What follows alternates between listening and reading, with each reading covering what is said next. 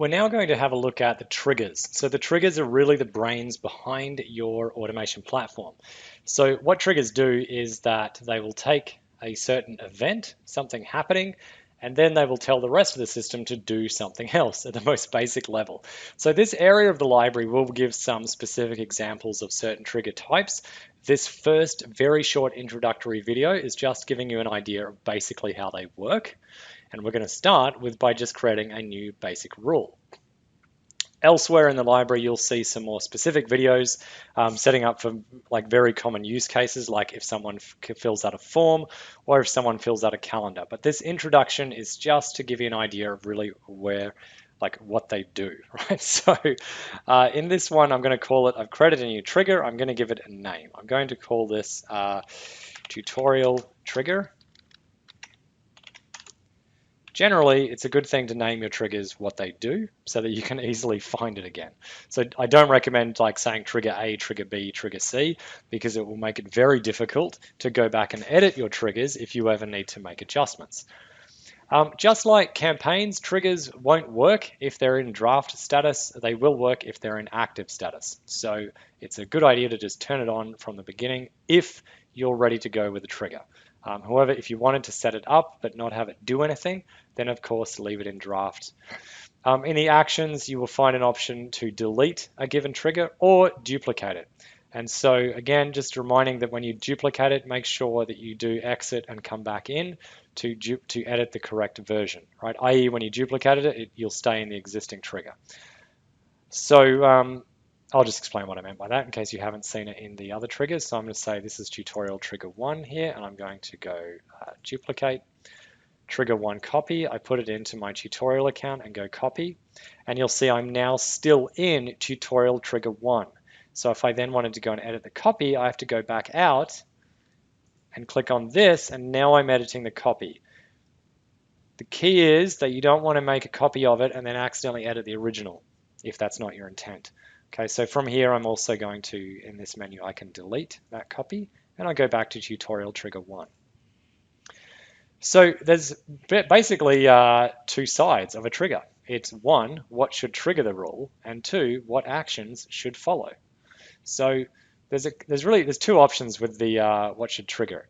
The first one is the name of your system here, and the second one is Facebook, right? And so when you're using Facebook, that's when you've integrated lead ads. However, that is covered in a specific video about triggers based on Facebook. So we're going to go back and use your platform here, and we're going to choose a trigger. So the options is you can set something to occur when someone is added to a campaign, when someone replies to a specific response from a campaign, when a customer books an appointment themselves, or down here you've got an appointment when any appointment is booked, a change in the stage of a pipeline. So that's like, for example, if someone goes from lead to booked to attended, that's a stage change. Trigger link clicked. So this is one of the advanced features of trigger links, is that you can actually set a trigger to occur off a trigger link. So it's something to clear up right here, is that trigger links and triggers are not related. It's just that there are two things called. So there's trigger links and then there's triggers. So when a trigger link is clicked, you can set a trigger to do something, right? Stale opportunities.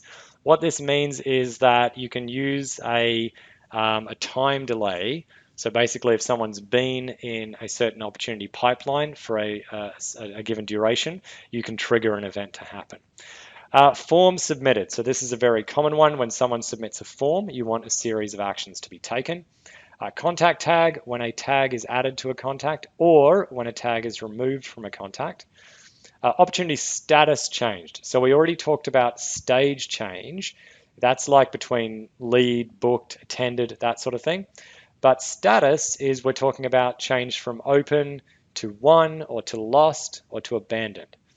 A survey submitted, similar to form submitted, but that's when a survey is submitted. Birthday reminder runs off a birthday field. Custom date reminder, similar, but it's off a custom date field. Contact DND, so when they're opted out, or when that flag is updated, you can trigger an event as well. And you can now have task reminders as well. So when a task is due, it can trigger a reminder. Okay, so we're going to just do one example here on this video, but then we'll dive into these in more depth in some very specific use cases. So we're going to use a very standard one here, form submitted. And whatever you choose up here, it's going to open up a different range of options in the filter. So I'm going to define the filter here. I'm going to say when a form is, and we're going to say the Plateau Facebook ad. And we could add a filter and say as plus one of these fields is this, right? So we're not going to do that on this case. I'm just going to keep this really simple. So when the form is Plateau Facebook ad, so when that form is submitted, we want to do this thing. Now, there's a number of things you can do here. Again, linked to either your platform or Facebook. So inside the automation system, you can choose the following actions. Add to a campaign, remove them from a campaign, a specific campaign, remove them from all campaigns. So even if they're in 2 or 3 different campaigns, it will take them out of all of them. You can add them to an opportunity pipeline.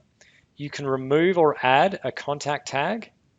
You can send an email or send an SMS. Now, these two here are specifically about notifying members of your team or you, right? So this is different. This is not like in a campaign where you're contacting the lead. This send email or send SMS step is about a notification to you or a team member. Okay, then execute webhook. If you know what webhooks are, then you'll know what that is and you can trigger a webhook to fire. And you can now set a contact to DND. So you can set a trigger if something happens to basically set their status to opt out as a contact so they don't get any more messages. Okay, so in this case, we're going to run a very simple one. We're going to go add to a campaign, and we're going to say we're going to add them to a demonstration campaign sequence. If we also wanted to send an email, we could send an email. The from address can be whatever you want it to be. So it could just be you@gmail.com or whatever your business is. And ideally not a Gmail, sorry, and then you want it to go to your notification, right? I just keep saying Gmail, but you get the idea. So it'll go from and to, and you see how this is not, you can put a custom value in here. So if you have your notification settings set in your settings area as a custom value, you can put this in here. I might actually just show you that right now. So let me just save this email so we don't lose it. We'll go into settings and I'll show you something you can do here. So within your custom values in settings, see how we've got best email contact? You might actually choose to use that.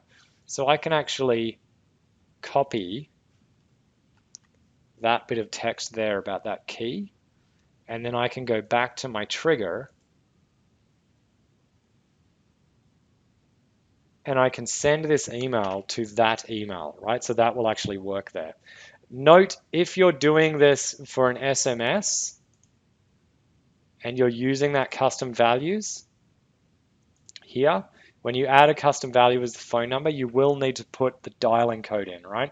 So whatever your country is, so say it was the United States, it would be +1 and then the number. If it was Australia, it would be +61, then the number, and so on, right? So you need to put in the full dialing code if you're using a custom value.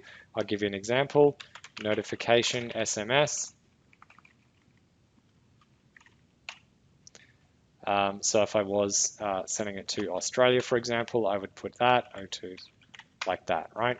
Because if I just did that, same for the US, say it was like 252 something, I'd have to make it +1 and then the rest of the number. Okay, so that's just for if you were doing doing this, and I was going to copy this and have this within my triggers as a send SMS like that. Well, make sure you don't have that space in there, then that will work. Again, it's always a good idea to test these things. Once you put your message in, test message, whatever,